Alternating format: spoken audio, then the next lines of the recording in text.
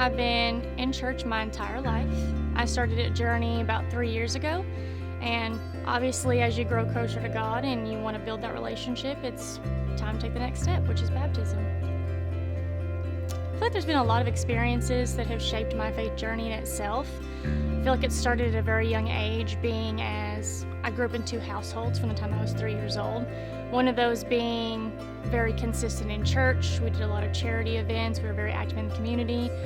Whereas in the other, we seemed like we were always struggling. It didn't matter what we did to get out of the hole. It just seemed like it just kept getting deeper. I didn't always understand why that was until I got in college, and I drifted away from God myself.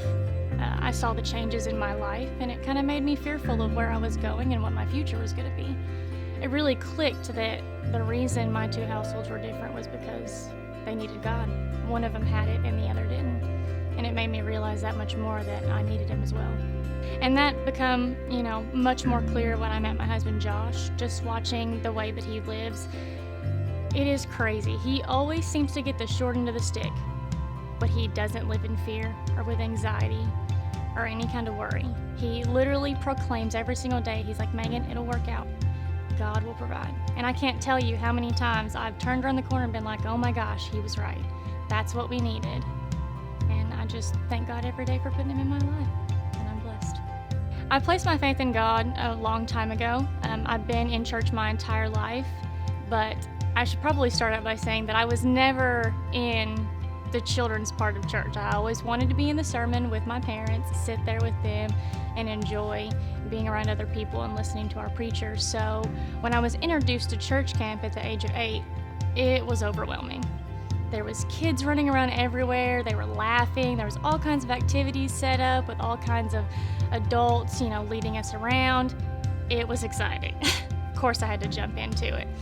Once I did, man, it was like everything clicked. The whole week we did Bible studies and we memorized verses. We played different games, and it was really an environment where I felt I could open up and ask questions for the first time about God. And I felt like that was just kind of my breaking point. I was so confident in my growth during that week that in front of the entire camp at the end, I got saved. I want to be baptized today because being in this church has made me feel more love and more of God's grace than I ever have in my entire life. Being with my husband and all the people that I love has really made me feel surrounded by God's love, and in order for me to grow that relationship even stronger than it already is, baptism is the next step. My name is Megan, and this is my journey. So this is Megan, everybody. Again, what a privilege. Thank you for letting me and allowing me to be a part of this day with all these people celebrating this next step.